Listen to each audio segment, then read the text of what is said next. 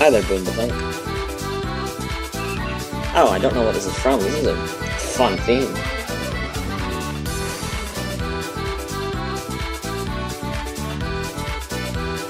Normal match is switching on. On red team we have Torchic, Bellsprout, and Koffing. And on the blue side we have Flareon, Swellow, and Vespiquen. Alright, something I do want to point out, Flareon, if I'm not mistaken, gets access to Guts and Flash Fire, based on its ability pool. This is a Guts Flareon, so Torchic can, if they really want to, hit into this Flareon.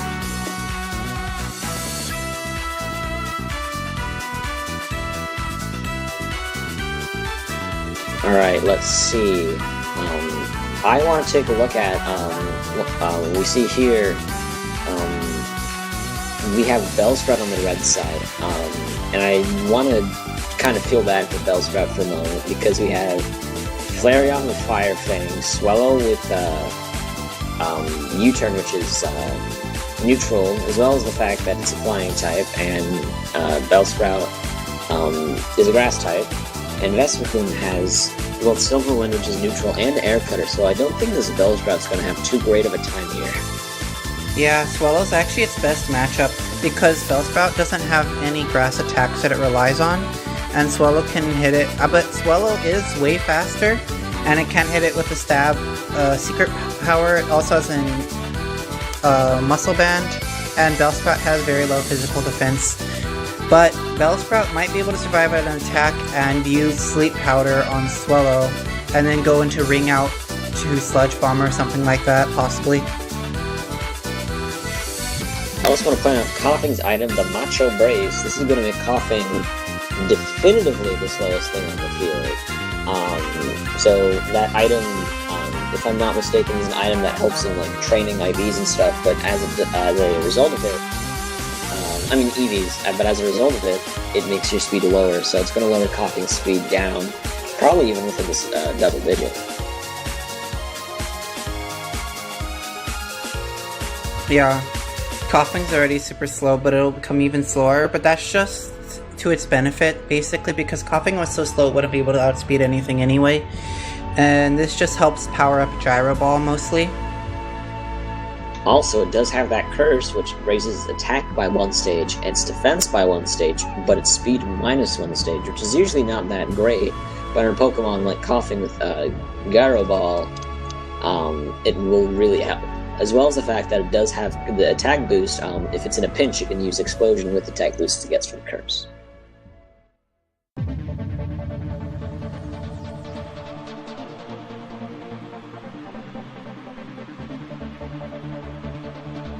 Alright, let's see how this will start up.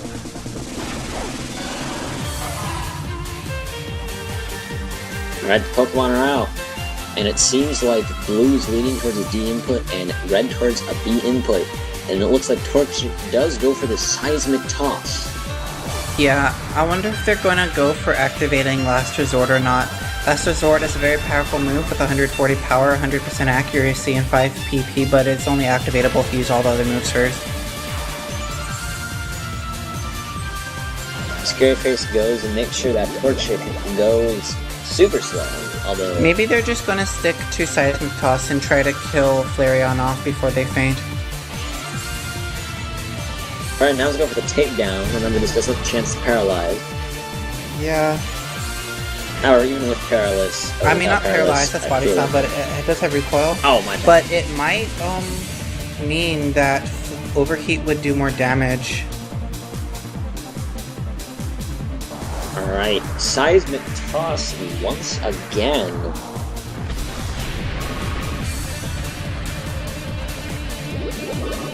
I think what they'll do is they'll use Endure and wait for Flareon to die of poison. Probably the most likely action, what I would personally do as well. And that's exactly what they do. Torchic uses the Endure to survive the hit from Flareon this turn, ensuring that Flareon will go down this turn to its own Guts Poison. Since they're probably faster than anything after all this, after the Salak Berry, they could use Overheat into Last Resort. Overheat should do a good amount of damage to anything. This is if it survives either whatever Vespiquen or Swellow has to give it. Oh, actually, Torchic is still slower than Swellow. Exactly, because of its because they used the scary face earlier. Well, actually, I did the calc, and even without the scary face, it's still slower than Swellow at +1. It reaches something like 259 speed, while Swellow's at 273 or so. So I guess the scary face turn wasn't really necessary. Alright. And we see out comes the Koffing we talked about. Now we have the fastest versus the slowest.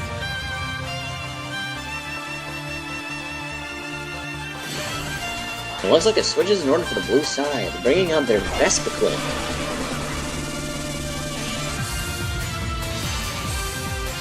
I do want to point out something about Vespiquen's stat distribution. Vespiquen itself has some natural bulk within its stat line. I don't know how TPP has distributed its stats, but this one has very high special attack and high defenses on both sides. And Koffing is building Curse, so at least on the defensive spectrum, Vespiquen will be able to pierce through that because it's using special attacks. Alright, also Air Cutter has increased chance to crit, so you also have to watch out for those critical hits. Yeah, if it crits and Koffing faints, but otherwise, the Gyro Ball will do a lot of damage. Yeah, see? It hit max power, but Vespiquen is still bulky enough that even with after all those curse boosts, it still was able to kill. Silverwind isn't going to do too much here because, well, it's resist being poisoned. It also doesn't get the rainbow boosts, meaning that Vespiquen will most likely die to a Gyro Ball here. And yes, it does go down.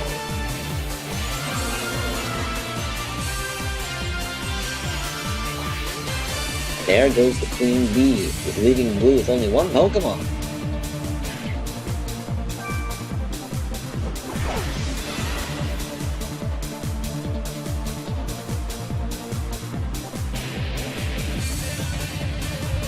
So Duplex asked, how is it so fast? Well, you see, the thing is it's not that Koffing is fast, it's that Vespiquen was slow, because it was holding a full incense, which lowered its priority. So Koffing not only got to get its bonuses, which normally are at the expense of speed, but it got it for free, basically, against Vespiquen. Also, now we were talking about how Bellsprout wasn't exactly the best of times here. Well, Bellsprout didn't even need to come out, because Koffing used the explosion and got the Blue's last Pokemon down and out. Red wins. Full incense lowers priority, so speed doesn't matter. Also, that red had a size and a pretty good payout, I'd say. So, congrats to Red Team for winning that one.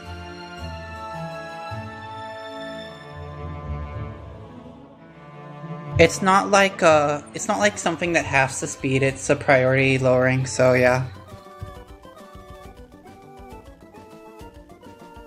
All right, and you were right at the top of the hour that we were fighting a trainer currently, because we defeated last Becky and her Rattata.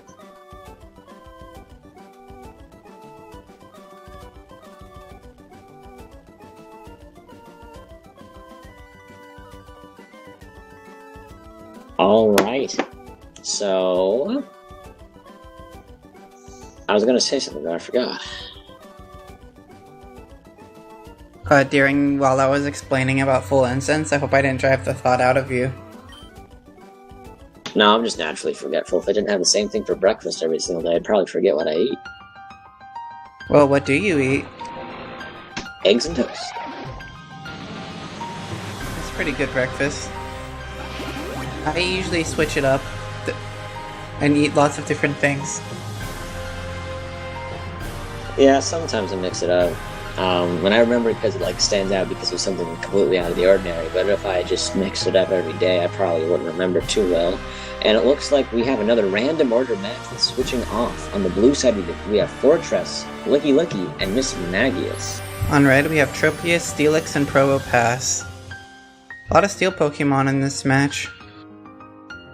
They account for half of the Pokemon here. Yeah, you'd think that maybe Tropius and Forretress could switch teams and then we would have a good steel-themed red team. But then what would blue team's team be? Ability to beat steel types, because two of the three Pokemon have the ability to hit steel types for super effective damage with the Dynamic Punch or the HP Fire if Tropius was in replacement of Forretress. If Tropius and switch teams with Forretress, the theme of the team could be that all of them have the letter I in their name. That is very true. Also, if Tropius switched teams, then would it be a Traitorous? Traitor, yeah, I guess it would be. I was trying to make a pun there. The Tropius. Oh, Traitorous? Like traitorous? Yeah. Yeah. I didn't get that at first, sorry. No, it's alright, it's alright. Alright, so let's look at this. I would like to look at if the leads stay the same and it's Tropius versus Forretress. Tropius is going to have a pretty good time because it does have that HP Fire, which will be quad damage in Forretress. And for those who are new here, the ability Sturdy does not work, I'd say about 99% of the time on Battle Revolution. So it's basically as a Forretress has no ability. Well, that's, yeah, because in Gen 4, Sturdy just prevents you from getting killed by one-hit KO moves. It doesn't start acting like a Focus Sash until Gen 5 and onward.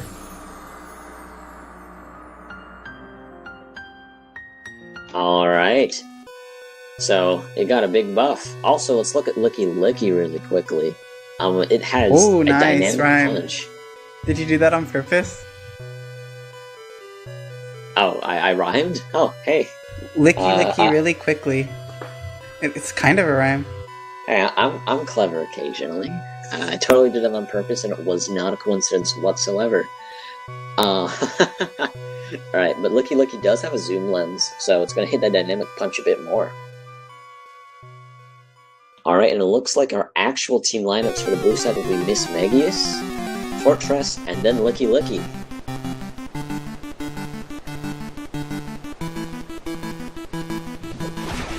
And then on the red side will be Probopass, Steelix, and Tropius.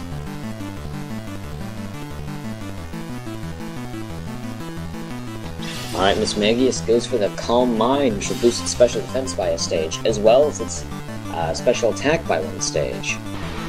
As Probopass goes for the Zap Cannon. Yeah, it does help against Zap Cannon.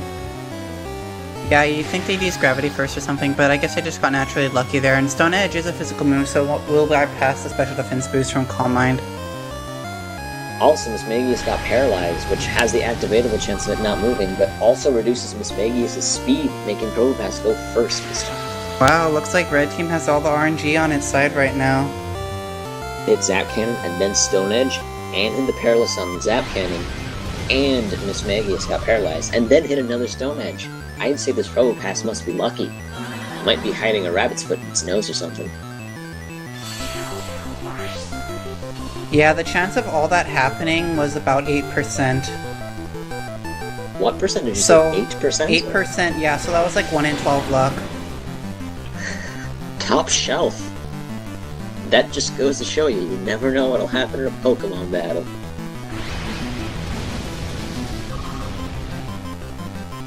Alright. That Revenge did a sizable amount of damage. Yeah, and it was weakened because of the Tropical Berry, but the next Revenge it won't be able to do that, and Forretress generally has a lot better... I mean, I'd say it has a lot better matchup here in terms of damage race, but the RNG from Dynamic Punch could come into play. I mean, it already got the RNG with the Zap Cannons and the Stone Edge accuracy. That is actually ridiculous, and I'd say that it's also lucky that Forretress got confused, but Dynamic Punch has a 100% chance to confuse the enemy if it hits them. So that wasn't luck, that was just how the game's coded. And finally, Probopass misses its first move. Well, I was meaning more like the RNG with it self-hitting itself. But I guess the RNG did balance out a little, did get Snap Out really quickly and the crit with Revenge. This leaves Probopass at 4%, and Dynamic Punch misses again, all of its stolen RNG finally catching up with it, as Forretress goes to the Revenge and knocks it out. I mean, it's snapping out really quickly like that isn't as unlikely as the sequence of events that allowed them to get the decisive advantage against Mismagius. That was just ridiculous. That was absolutely ridiculous. I'd say I hope someone clipped that, but that was more than 15 seconds worth of ridiculous RNG.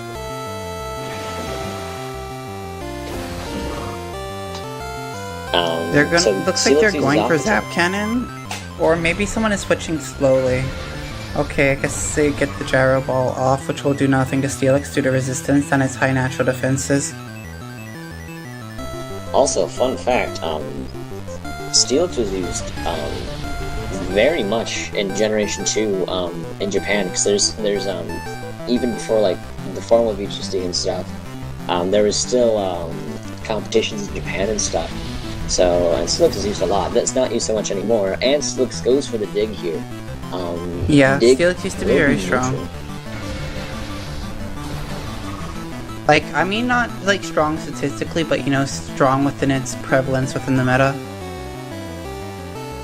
It was. Right. I feel like Revenge would have been better here than their Gyro Balls. I feel that too. Alright, the defense of Forretress has harshly fallen, meaning that Forretress's natural bulk is now just that much less. Also, I think they're listening to you, because I think they just went for Revenge right there. Yeah. Right? The thing is that Revenge only does double damage if they are also damaged in the same turn, but because Steelix used Screech and didn't damage it, it only had 60 power. Which is a shame, and that dig will hit Forretress with its, and with the minus defense, it will do a lot of damage, making it even go down.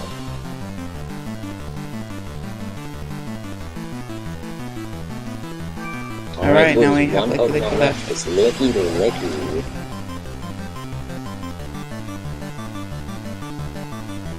Do you know what I've never understood about Lickilicky? What is that on its head? That weird curly thing on its head? It just looks so weird. Also, it's that Dynamic like Punch hits Steelix. Yeah. Steelix is now confused thanks to the Dynamic Punch's secondary effect. Dig and Confusion is a good combo. So it broke through the Confusion the first time, however, Dig, if I'm not mistaken, Confusion cells to try for the second time, and ooh, it hits itself underground. I guess what they're trying to do is get rollout started so that by the time Tropius comes out they can kill it. But Steelix quad resists rollout, so they would need to rely on Steelix killing itself, but it just snapped out, so that's not going to happen. I think they're being too greedy. And Dynamic Punch hit before, and now rollout missed, but now. So basically, I think they've guaranteed their loss at this point, because they're locked into a move that does 1/4 damage to Steelix. Yeah, I think they were too greedy in that decision. I think they should have killed Steelix first, or at least done it when Steelix was only at like 10 HP or something. Although, I was just about to say that they keep screeching, so maybe if they just keep screeching and never switch, Blue would have a chance, but then it just goes for the dig. Yeah. That does a sizable amount of damage thanks to the 2 screeches. Dig also resets the power of Rollout, because Rollout's power only doubles every turn based on successive hits. Looks like Dynamic Punch will finish it off though. Tropius does have no physical moves to take advantage of the Screech debuff, but it's still going to be at full health. Looking at this 102 health Lickilicky beat this Tropius? I don't think so. I guess anything's possible. Depends on if blue will throw or not. Alright, Gust going off. I think they needed a dynamic punch. Yeah, oh they did. Okay, so they got the dynamic punch. So now I guess they can hope for a critical hyper beam and also a self hit. The chance of that happening is like 8%, but I mean red got an 8% chance earlier, so it is possible. Alright. It looks like No Tropius is self-kill. confused and does not self-hit, which should seal the fate. Okay, that definitely seals the fate. No self hit, Lickilicky. that's it. And that's the game. The red corner comes away with a close call, but not too close.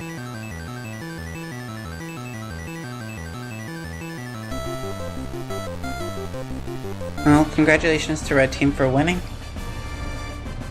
Here, this slide over dogs, but 87% payout is still pretty good.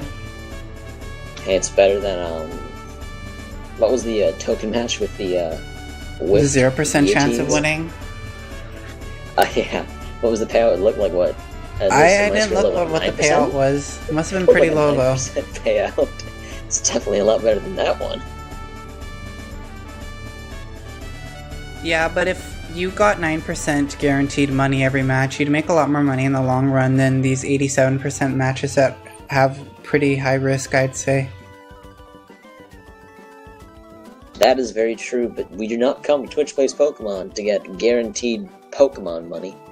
We come to see, well, I'd like to say we come to see to like, try to win and all that stuff, but no, we come to throw.